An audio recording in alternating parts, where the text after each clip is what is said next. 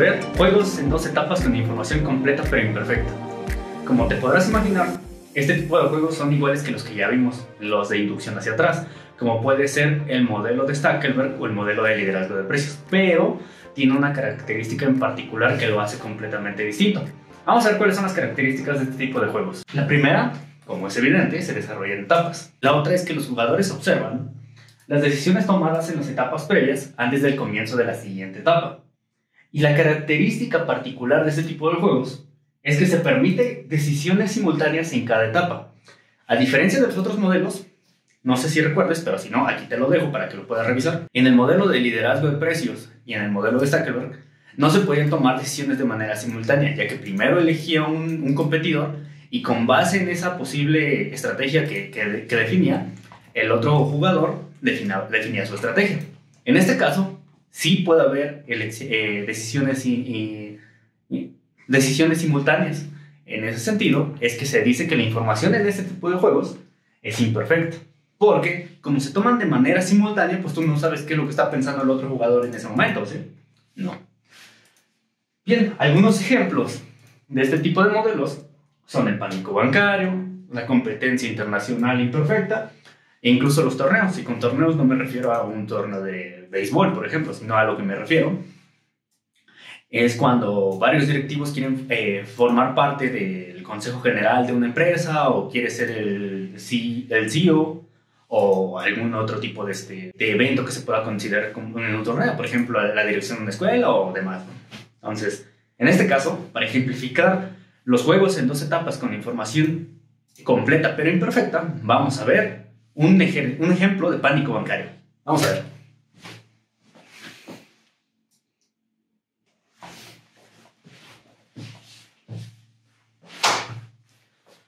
Bien, vamos a ver este ejemplo de pánico bancario. Seguramente muchas veces en las que has ido al banco has visto esos letreros o esos anuncios en los que dicen: invierte en un pagaré a 2 meses, invierte un pagaré a 1 año, invierte en cualquier instrumento que tú gustes. Pues en este caso vamos a ver un ejemplo de ese tipo. Imagina que existen dos inversionistas que han depositado cada uno la cantidad de D para representar su capital en el banco. El banco a su vez invierte los depósitos en un proyecto a largo plazo. Si esto sucede, el banco tiene dos escenarios. El primero es que se vea obligado a liquidar su inversión antes del término del proyecto. Si esto sucede, entonces el rendimiento va a ser de 2R minúscula. Y esto lo que significa es que el depósito va a ser mayor al rendimiento que va a obtener por no dejar madurar la inversión. Pero a su vez, este rendimiento va a ser mayor a la mitad del depósito que hizo el banco, o la mitad de la inversión que dio. El segundo escenario es que el banco deje madurar su inversión hasta el final. Si esto sucede, entonces el banco va a obtener un rendimiento de 2R. Y si esto sucede, R lo que significa es que el rendimiento será mayor al depósito.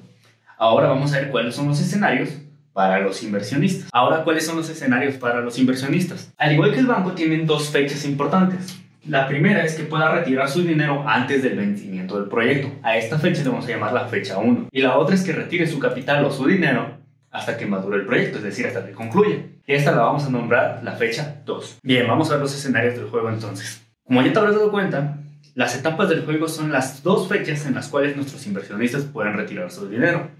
En ese sentido, de manera global, tanto los dos jugadores como el jugador que es el banco, como son los otros dos jugadores que son nuestros inversionistas, van a tomar sus decisiones de manera conjunta. Entonces, vamos a ver cuáles son los escenarios que engloban a nuestros tres agentes. El primer escenario es que ambos inversionistas, y subrayo a ambos porque es importante, retiran su capital antes de la maduración del proyecto, es decir, en la fecha 1. Si esto sucede, el banco les va a dar R de rendimiento a cada uno y termina el juego. El segundo escenario es que un inversionista retire su capital en la fecha 1, solamente un inversionista, y el otro lo mantiene. Si esto sucede, al que retira le regresa su depósito y el que mantiene le da su rendimiento menos su depósito. Y en este punto termina el juego. Si ambos inversionistas mantienen su capital hasta la maduración del proyecto, pero solo uno retira, al que retira le va a dar el rendimiento completo menos su depósito, y al que mantiene solamente le va a dejar su depósito. y en ese punto termina el juego. ¿Por qué pasa esto? A lo mejor por alguna cláusula del contrato el banco dicen, oye, tú eres responsable de tu dinero y lo tienes que retirar en tal fecha, y si no, pues te penalizo con alguna cosa, ¿no? Y hasta cierto punto puede ser un tanto simplificador este supuesto, pero así funciona el modelo. El siguiente escenario es que ambos retiren su capital hasta la maduración del proyecto o hasta la fecha 2, y si esto sucede, a ambos les va a dar R, o el rendimiento completo. Si ninguno retira su capital, entonces a ambos les va a dar su rendimiento completo, porque ya estamos en la fecha 2. Entonces, vamos a expresar esto de forma informal. Más adelante, en las siguientes clases, vamos a ver cómo es que se debe de expresar este tipo de juegos. Por ahora vamos a proceder de forma informal para tener la noción de cómo es que se resuelve los juegos en 2 etapas con información completa, pero imperfecta. Como ya te había comentado, el juego se divide en 2 etapas por las fechas en las cuales nuestros agentes económicos pueden retirar su capital. En la primera etapa, o lo que llamamos en un principio como fecha 1, es antes de la maduración del proyecto. Y la fecha 2, o etapa 2, es hasta la maduración del proyecto. Entonces, vamos a expresar de forma informal las opciones que tienen nuestros jugadores. ¿Qué tenemos aquí? En la fecha 1, antes de la maduración del proyecto, si el jugador 1 decide retirar su capital y el jugador 2 también decide retirar su capital, entonces el banco les va a dar de rendimiento R minúscula. Pero si el jugador 1 decide retirar y el jugador 2 decide no retirar, entonces el jugador 1 le van a regresar su depósito y el jugador 2 le van a regresar una pequeña parte del rendimiento menos su depósito. Y viceversa, si el jugador 1 decide no retirar, entonces a este jugador que decide no retirar le van a dar cierto rendimiento menos su depósito y el jugador 1 simplemente le van a dar su depósito. Si en la fecha 1 ninguno de los dos retira, entonces vamos a pasar en automático a la siguiente etapa. ¿Por qué? Pues no están haciendo nada.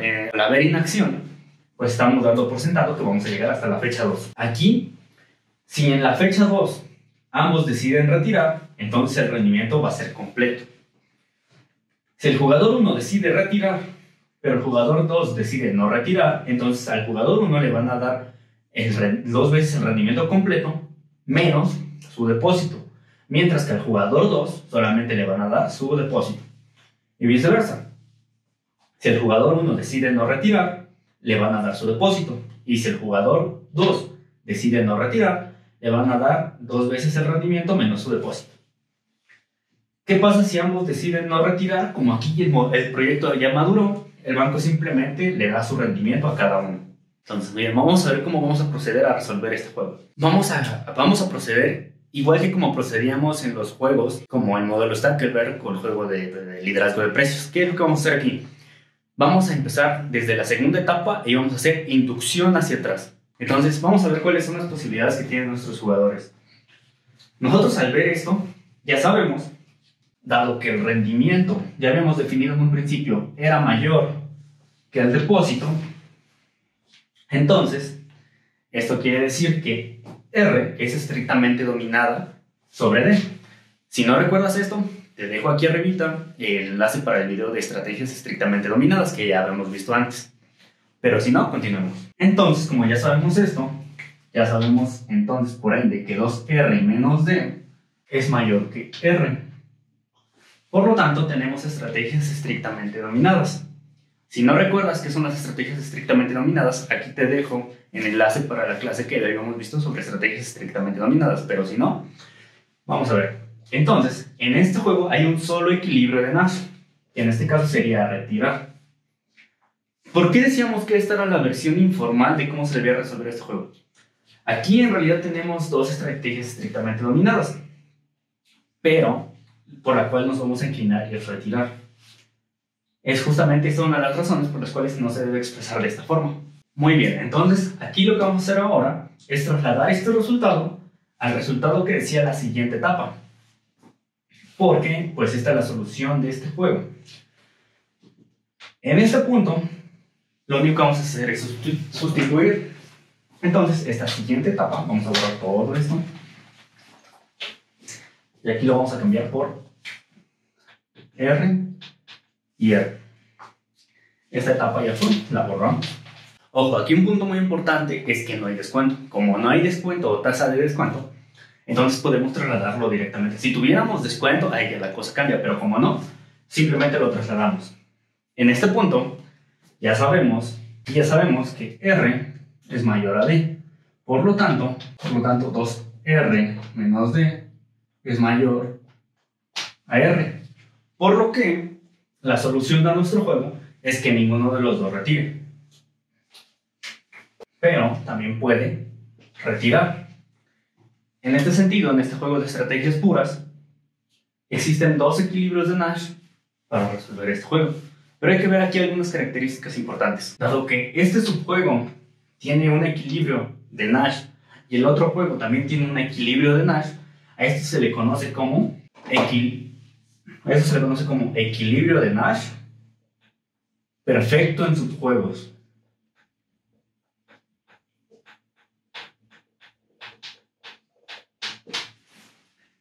¿A qué se le conoce equilibrio de Nash perfecto en subjuegos? Bien, entonces vamos a ver. Si ambos jugadores retiran su capital en la fecha 1, los pagos son R y R.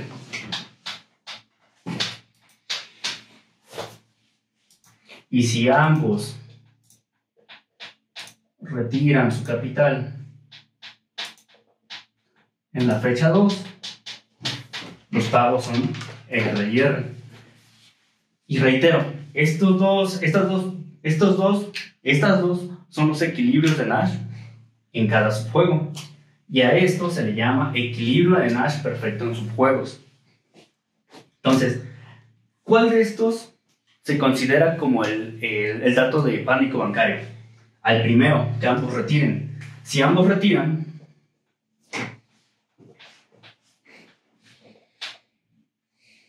se interpreta como el caso de pánico bancario.